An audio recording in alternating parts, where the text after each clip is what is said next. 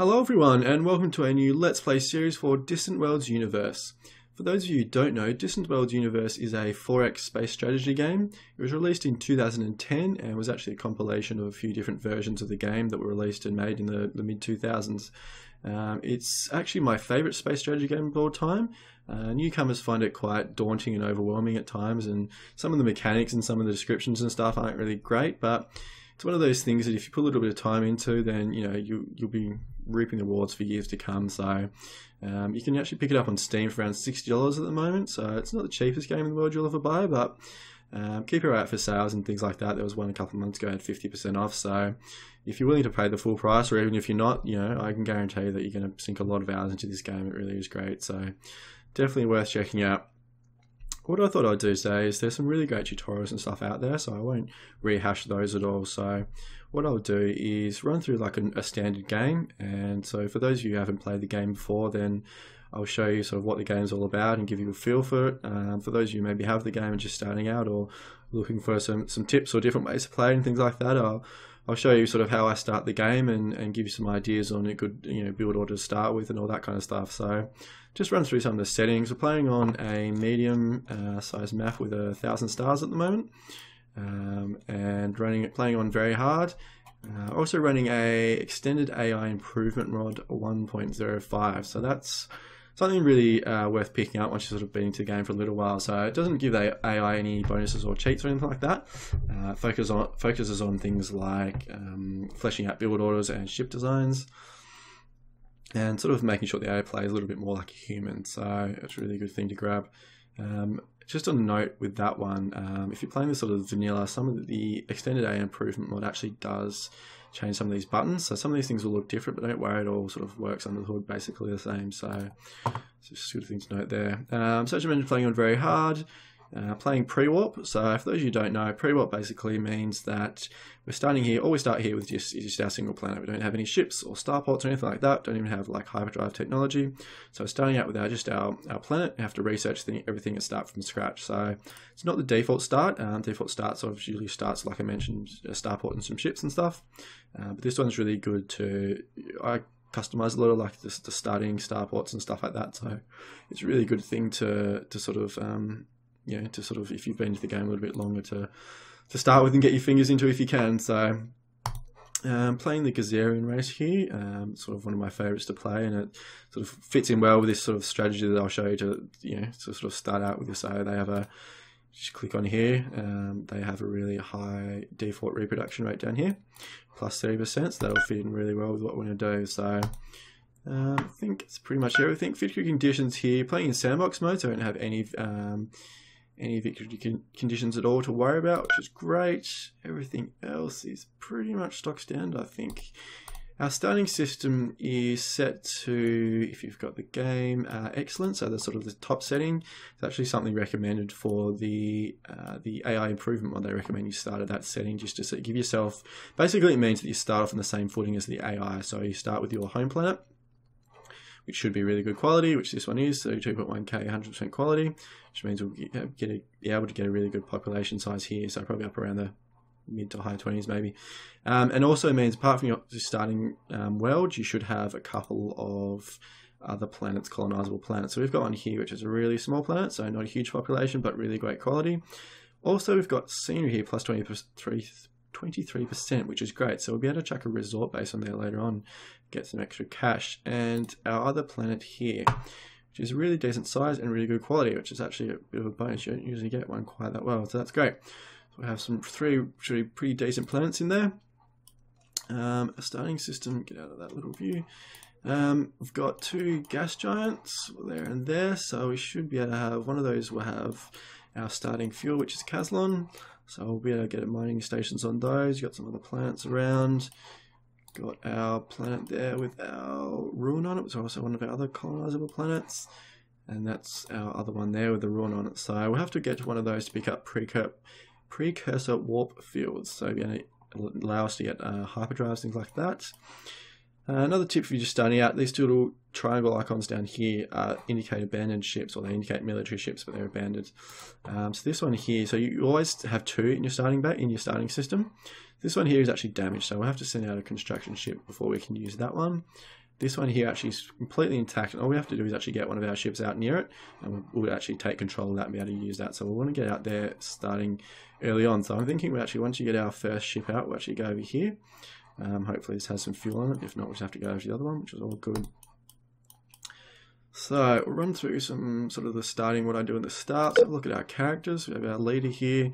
Another great thing about the Gizurean is, apart from our default reproduction rate, usually your leader, starting leader, will have a population growth of, you know, quite high. This one is 45%, which is brilliant. So we have a really big population really quickly, which is exactly what we want. I've got intelligence agent here, which they won't have anything to do for a while. So what we're going to do is just chuck them on counterintelligence and till cancelled. Assign mission, that's done for there. Diplomacy, don't have to worry about. Empire summary, won't really worry about that. We are playing hive mind, so the default for the Gizurean, so we'll just leave it for there. That's all we've got to worry about there for a minute. I'll explain some of the economy stuff later on once we get into it, but for now we'll just run through this. Research, this is the default sort of research build, so starting on with armor, which is great, which is what we want. Shields, great, so we'll start with those two. Just leave them there. So we want to put armor and shields on our starports especially, and our ships as well once we get those up and running. High-tech and industrial, we'll start with enhanced resource exploration. We'll just leave that there and then move into something else. So that's all good for now.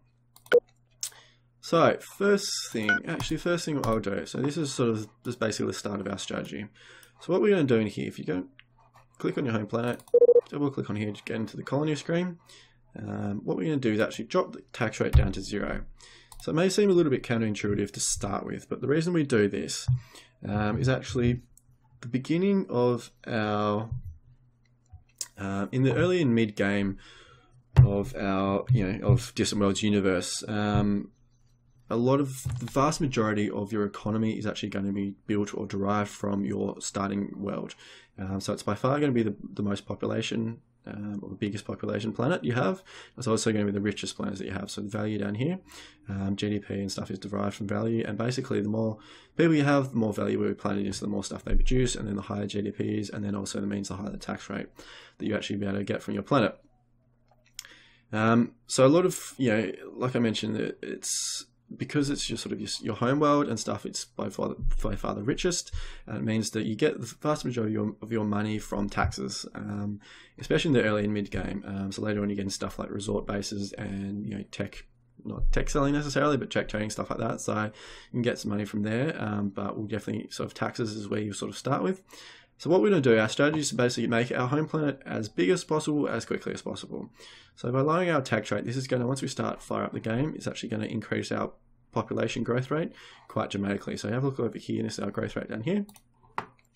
11.5%, I would have thought it's probably going to jump up into the early to mid 20s, especially given our leader has a plus 45%. Our default reproduction rate is plus 30%, and we're lowering our taxes is going to increase that as well. So we're going to have a very high population increase rate, which is why the Gizurean is a really good race for some people to start with and actually use this strategy. What it means is what we're actually going to do is tax in bursts. So what that means is we're actually going to run this for a while. Our cash flow will drop into the negative.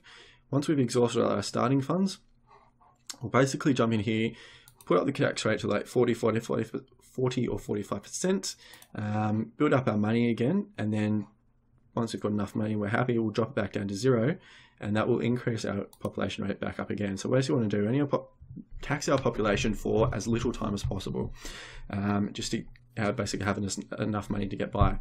So what that's going to mean is, within 10, 15 years or something like that, our population here should be maxed out at mid 20 billion, 2025 or something like that.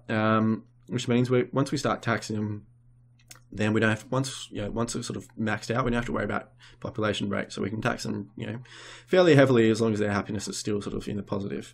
And that means we're going to have quite a bit of money to play with. So that's a really good sort of step to give you a good, not head start necessarily on the AI, but sort of, especially on the high difficulties, allow you to keep up. So that's a really good thing to start with there. So that's sort of the first thing we'll do there. So once we tick that down, so once you start ticking the game along, that'll bump up. So we'll jump into our design screen up here. First thing we're going to build is a medium space sort. So we can just go into here and edit this because we haven't built any yet. First thing you're going to notice, or you may not notice if you're just starting out, is going down here to research. So these are your research values. So this is because you've got those there because you've got labs on here already. So this is weapons, energy, and high tech. So our three research categories. So you might notice here high tech is actually less than the other two. So the first thing I like to do is actually just go down here and chuck on a couple of high tech labs to make it the same as the other ones. And that should be everything we need to do for now. It says consider adding shields, armor, and energy collectors. We don't have any of that technology yet, so we won't worry about that for the moment. Energy is all good, and that's all good. So we'll just leave that there. Next thing we're actually going to do is jump in here into one of our energy research stations. So we're actually going to go, actually we might just edit this. So what we're going to do is go into edit here. Actually going to rename this into our research station. So you may notice before, there are actually 3 different stations for each different category for research. So what we're actually going to do here, instead of just having separate ones, we're actually going to go through and add 60k of research for all 3 categories into this one station. So the benefit of this is basically we're going to be saving, instead of having to build 3 stations, we'll just have to build 1. And the cost of that is going to be far less expensive. Of course, that 1 station is going to be far less expensive than the cost of 3. So what we can do is basically put 3 times the firepower, armor, and shields on here, and it's still going to cost us a hell of a lot less than if we build actually 3 stations, because we're not going to be doubling on stuff like cargo bays, command centers, all that kind of stuff. So that's really great. So we'll leave that for now. Energy, excess energy is only 56, 52, but that's right, we'll leave that there for the moment. And we'll just save that. So we've got our research station there, and that's all we need to do for now. So what we're going to do is just go in here, go into our planet or our construction yards. We've only got our planet. What we're going to do is actually go into here and build our medium spaceport and purchase. And we'll just actually crank the speed up to 4x. So especially when you're in pre-warp, starting position, you're going to want to increase the speed because it does. The early game can be quite slow. So this is first episode, maybe not too interesting for you guys, but definitely sort of cranks up quite quickly. So another thing we're going to do is actually just go in here and queue up our research station, which is this one. So it is just under like a role. All stations and ships have roles, so it's just still under energy research. We did rename it here, so we knew which one we're talking about. So we just queue that up, and that'll be built after our spaceport is done. Actually, the next thing we're going to do is go into our troops down here. So if you've got your troops here, you can just click on one of them. So you notice here, we started off with 2 troops, so they're both infantry. One is green, one is experienced. So what we're going to do is actually disband our green and garrison and keep our experienced. So in the early game, we're going to be extremely unlucky to actually be invaded by anything. If we actually get sort of invaded, another good thing is to sort of be aware of is that percentage of your population is actually used in defense of your planet if you actually get invaded. So no one's really going to be strong enough to ever invade us, and we're going to pay off any pirates that come across who are not going to raid us. So we don't really actually need 2 troops at the moment, so that'll just save us a little bit more money. So our first spaceport is constructed. We've constructed a spaceport. This large orbital base serves as a shipyard, allowing us to build many different types of starships. The construction of our new spaceport has galvanized the resolve of our population, providing a short-term boost to our economy. The new spaceport also provides a hub for trade and commerce. Freighters will deliver cargo here and ships can refuel here. As our technology progresses, we should upgrade our spaceport with other capabilities, shields or weapons for defense, research labs, sensors, and more. So that is great. So we've got our first starport. So what we're actually going to do now, jump into our design screen, go into state ships, and go to our construction ship. And we can edit this one because we haven't built any yet, and go into iron thruster. So what we're going to do here, if you're sort of new to the game, it's got all these different movements, different speed categories. Don't worry about impulse or sprint. We don't have hyperdrive, so that's why that's 0. Always usually just focus on cruise. So that's basically what they'll be using when they're just sort of, cruising along, I guess. So what they'll be using it at, the majority of the time. So we're going to get that to maybe 25 odds. Just adding on engines, 25 is good. We add a bit more weight onto the ship, or a bit more size. So we've actually got to add on habitation module. So warnings up here, the red ones have to be acted on. The other ones are just suggestions. And we're going to add on life support, 1 hab module.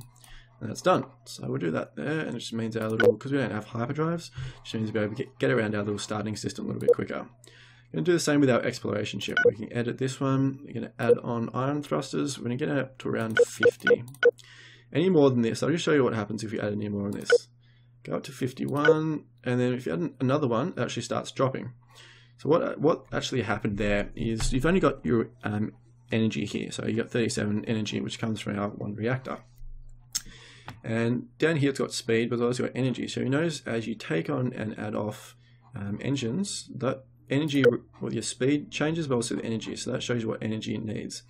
So it actually needs 36 energy to go to 51. So if you add on another one, she needs 37 energy, which is all your energy you've got, and actually just starts dropping. If you keep adding on more, the ship gets heavier, but you haven't got any extra energy to use, so actually speed actually starts dropping.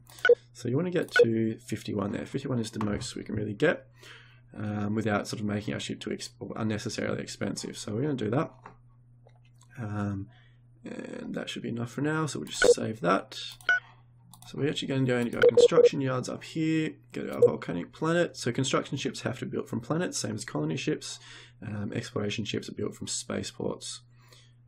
So we're going to build our construction ship there, queue up that, go to our spaceport and queue up our exploration ship. That should be good for now. So another good thing with this strategy, a lot of people sort of notice is we're sort of running low on funds here. And we've got a negative cash flow here. So a good thing to sort of be aware of is because we've built our first spaceport, what we're actually going to get is a whole bunch of bonus income soon. So it's a really good point to talk about the economy a bit. So economy in Distant Worlds Universe is split into two sectors. So we've got state and private. So the state is what you control. So think of like the government. So you're building, spaceports and ships, things like that, recruiting troops. And that's all. You have to pay maintenance for all those here, and you get your income primarily from tax revenue. You can get it from a few other different sources, which we'll cover in a minute. Primarily from tax revenue, so you're taxing your citizens or your worlds, getting your money from there. The private sector is actually the vast majority of the economy. So you can already see that annual income, they've got 82k, where we've got nothing. So the private sector will always be far bigger than what you are, which is actually, I think it's a really sort of unique and really good sort of concept in the game, and one that sort of a lot of games don't really don't really sort of model well, because it's sort of a lot more realistic of how an actual economy works. So the private sector is by far bigger than the state sector. So what you have here is the private sector. You actually can't control basically anything they do. So you can influence things that they do. You can upgrade their ships and stations and things like that, and find new resources and worlds and stuff for them to deal with, and that will make them richer. But in terms of actually controlling their ships, you actually can't control their ships. So their ships, they'll build, have a look down here, ships and bases. You've got military and other states. So these are both in blue, so that's indicative of the state. And then private sector here. So they'll build freighters to move goods around and transport. They'll build passenger ships to take the people to resorts and migrants to new worlds.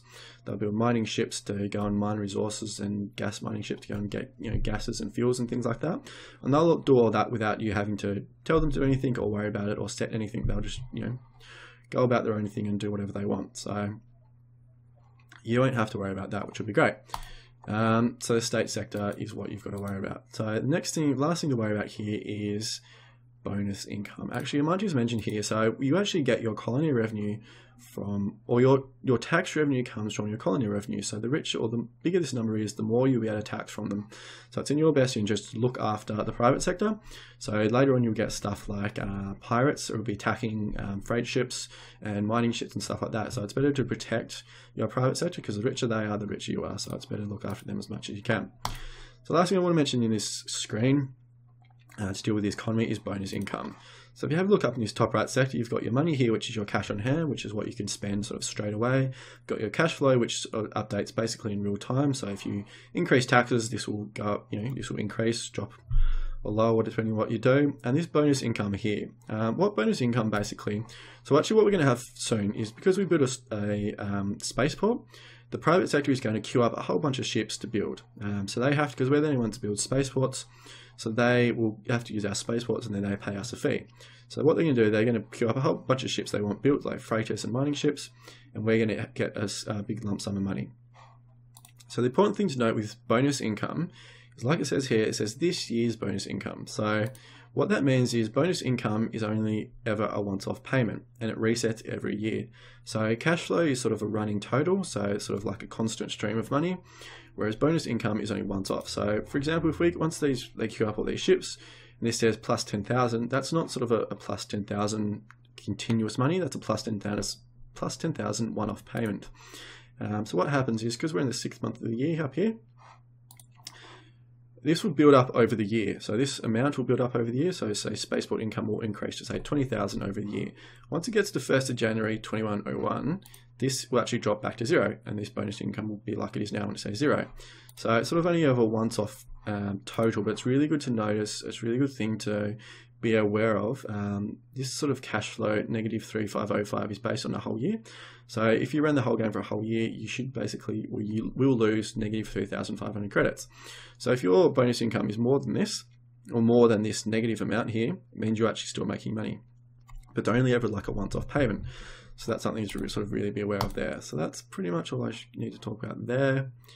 And that's all that good. So, research station constructing. Constructing a research station gives a huge boost to our research efforts, allowing us to achieve technology breakthroughs faster. A new scientist has also appeared at this new research station. So what's going to happen is, first time you build a research station, or build a research station, you're either going to get a new scientist, which is the best outcome, or you're going to get a short-term boost to your economy. So we've actually got a scientist, which is great. So if we pause the game, go into characters up here, click on our scientist. They're researching at our research center, which is where we want them, and they've got energy research of plus 12%, which is good. So they actually give us a 12% boost to our energy research. So once, take a little time to sort of kick in, but once it does, so all these amounts here are actually the same at the moment. Once we do, energy research in the middle here, we're actually a little bit higher than the two because we've got a bonus to it. So that means we'll research our energy techs a little bit quicker. So there we go. If you just noticed, there we go, plus 19,000 credits. So that's because if we have a look in here, go into our construction yard, go to our medium spaceport, go to our construction yards down here. So this is what our building, what the spaceport or what the, our planet or our spaceport is building. You see all these different ships that we haven't built. These are all actual private ships. So if you have a look down here, this is their capacity. They've only got 12, and they've got these ones queued up. So they're actually building freighters. So they're building freighters and mining ships, the private sector. And now if we have a look in our Empire summary, which is this one in the middle, going down to ships and bases, private, they've built 2 small, 2 medium, 1 large freighters, 4 mining ships, 4 gas mining ships. So there's all the ships that they've built up. And once those are done, yes, we did build our, yep, that's good. Once those are done, they'll sort of just go off and do their own thing, which will be good. So, Starship constructed. We've constructed our first starship, the Risky Luxury. This event marks the beginning of our return to the stars. We must continue to expand and explore our solar system, build more ships to establish a thriving solar empire. So the Risky Luxury, I'm going to guess, is an exploration ship. So you can have a look over here with, sort of these are just sort of tabs, keep tabs on all your different things, so your colonies, and your characters, and your exploration ships, construction ships.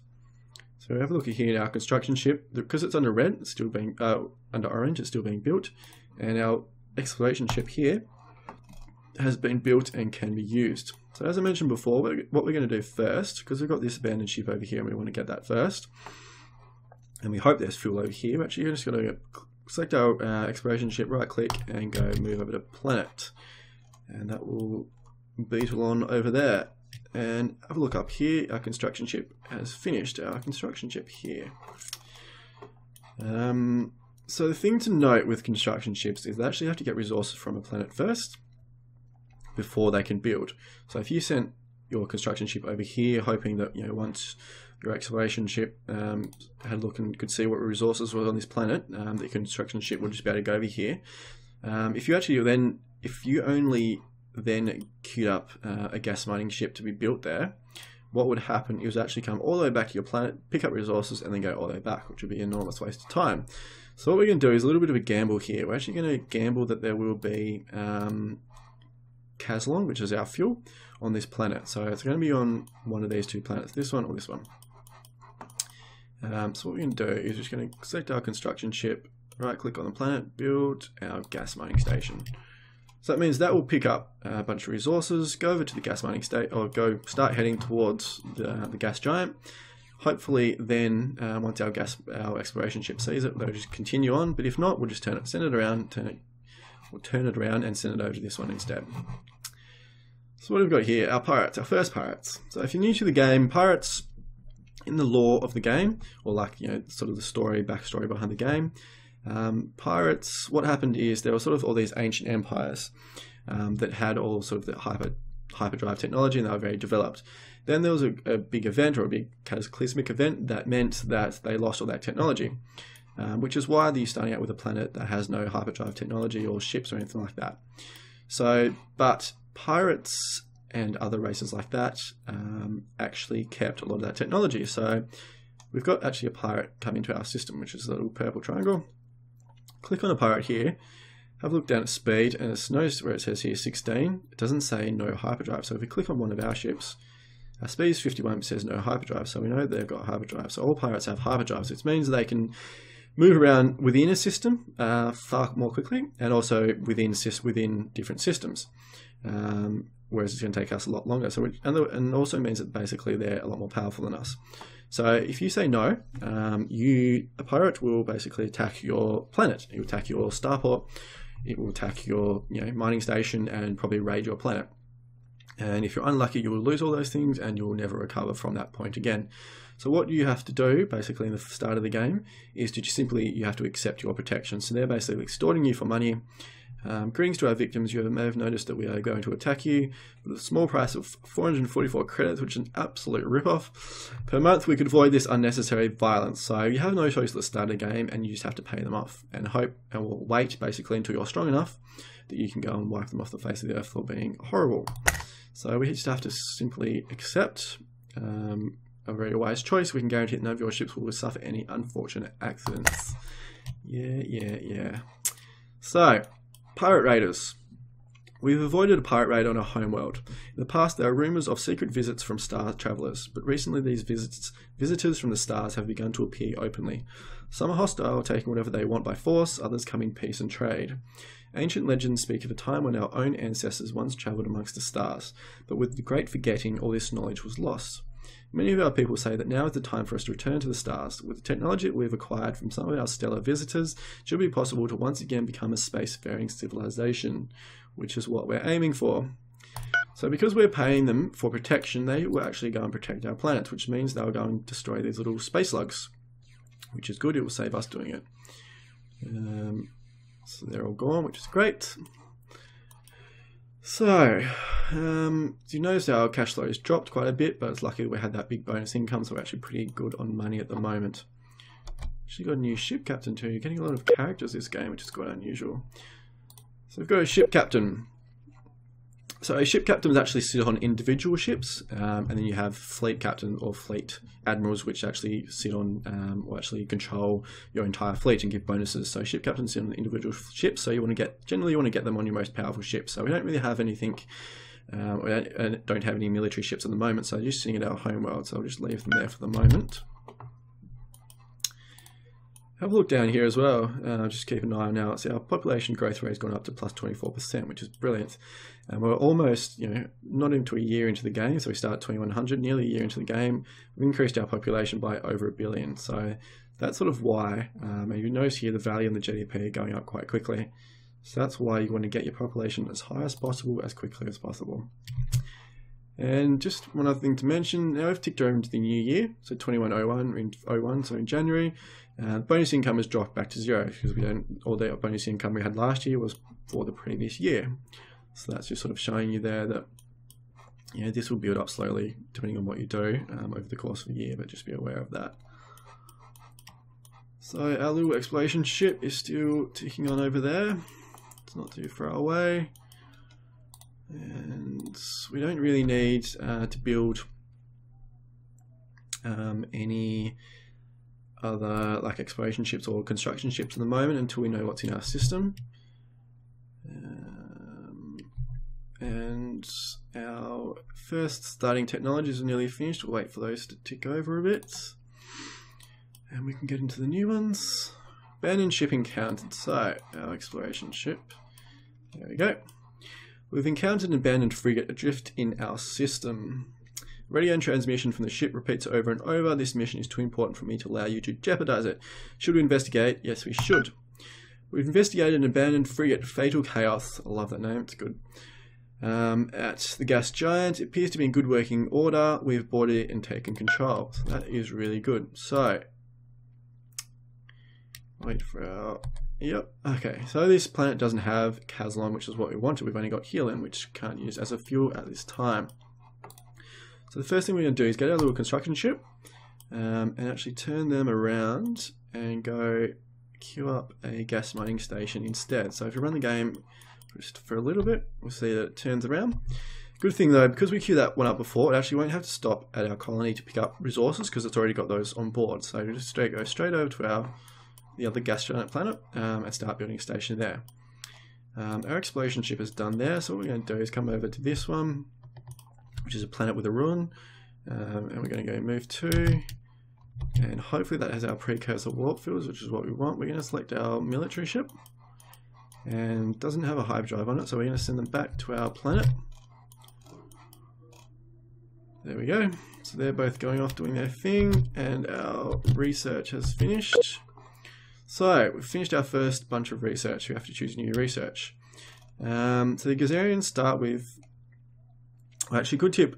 In the early game, missiles are generally the most effective weapon, but the longer the game goes on, less effective they become. And if you notice there in a little pop-up below, it says missiles are 50% less effective against armor. So if you come up against ships that have a lot of armor on them, especially like stuff like spaceports, and then some races use a lot of armor, missiles aren't going to be as effective. In the early game, beam weapons aren't as strong as missile weapons, but the further you go through the tech tree, the stronger they get, and then sort of some of these other different types of weapons become quite strong as well. So what we're going to do is going to queue up beam weapons and missile weapons as our first two construction or weapons projects. And for energy construction, what we really want is warp field precursors, but we can't get that until we go to one of those planets. Like it says, project is disabled, must enable through exploration. So it's going to one of those planets and getting like an ancient technology cache before we can use those. So what we're going to do is actually queue up energy collection. I'll explain what that is once it finishes, and we add it to our stations and our ships. Go over to high tech. Colonization is the big one that we want here eventually, but it's a very large project. If you have a look there, project size is 960k. So if we compare that to like another project at this level, project size 120k. So this is a really large project, which means it can take a very long time to do. We're not actually going to queue that up yet because we actually don't need it for a little while. So best thing to do first, we're going to queue up medical systems and entertainment systems.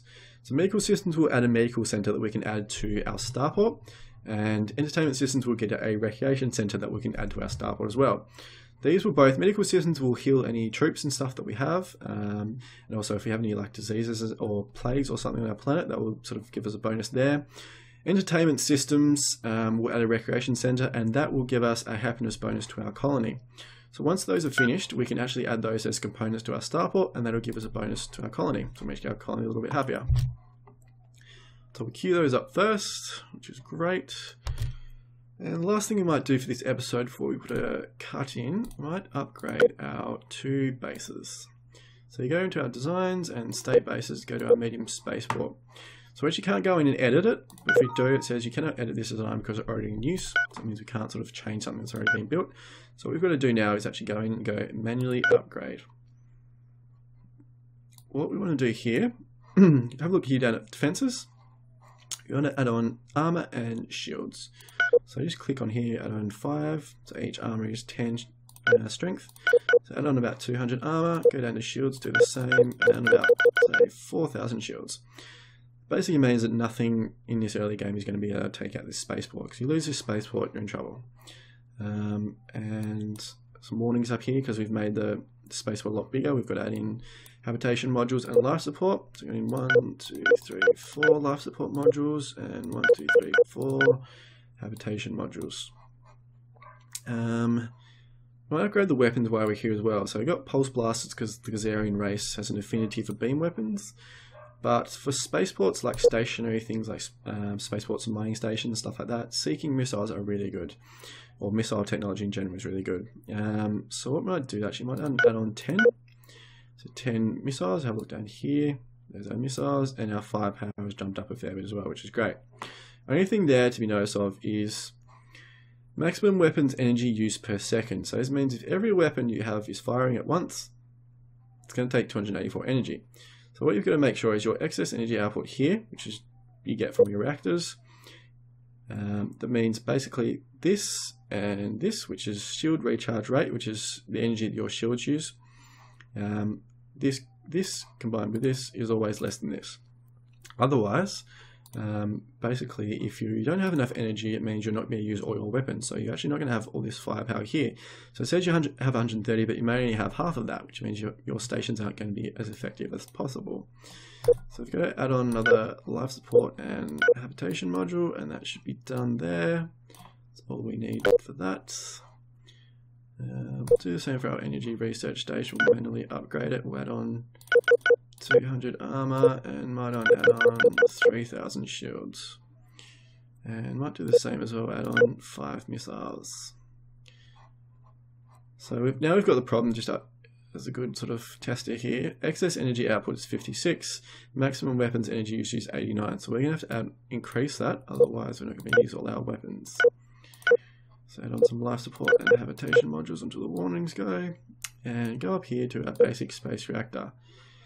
I'll look down here in the top bottom left, which is sort of the characteristics of your module. Energy output is 46. So if you add that on, excess energy output is 96 and we need 89. Shield recharge is 9, which means that we probably have to add on another one actually. But instead of doing that, we might actually just take off one missile. 82, 89, 91, that's pretty good, which means still got a bit of excess there. So add another life support and habitation module, and there we're done. So what we can do now, if we go into our ships and bases screen, which is this one, and go down to spaceports, which is our medium spaceport, retrofit, and this is going to select our medium spaceport MK2, which is the new version, and it's going to cost us 7,000 credits to retrofit and upgrade our spaceport, which is what we want because we want those armor and shields in there. So we're just going to retrofit that one. That'll do run by itself. Go up down here and go to research stations, which is that one, and we're going to retrofit this one as well. Go to energy research station MK2, and that's going to cost us 5,000 credits. So I'm going to retrofit that one as well. Run the game for a little bit and used up most of our money, but that's okay. And I'm going to put a cut in here, but if you just see here, this is a private mining ship. Have a look down here in the bottom left. We can't control this. If you right click somewhere, we can't do anything really with it. So this is a private mining ship that is basically just going to go and do its own thing. So at the moment you can see that it's a gas mining ship, and it's going to mine the planet that we just saw basically just before. So it's going over here, it's going to mine a bunch of helium. And then it's going to bring it back to our colony, and it's going to give us the helium and sell it and make some money for itself. So that's basically just sort of how the private sector works there. So what we're going to do, we're only at over 30 minutes now, so I'm going to put a cut in here, and I'll see you guys soon.